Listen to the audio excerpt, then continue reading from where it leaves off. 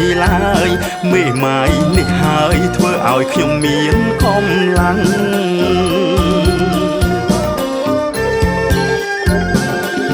ទូកបងលឿនទៅរអែតាមទឹកឲ្យក្រមុំមើលផ្លឹកនិងសរសើរពីច្រើនណែមេម៉ាយស្រុកខ្ញុំប៉ិនអ៊ំទូកប្រណាំងមេម៉ាយស្រុកខ្ញុំប៉ិនអ៊ំទូកប្រណាំងធ្វើម្ហូបក៏ខ្លាំងស្ងោរជៀនខអាំងឆ្ងាញ់ឆ្ងាញ់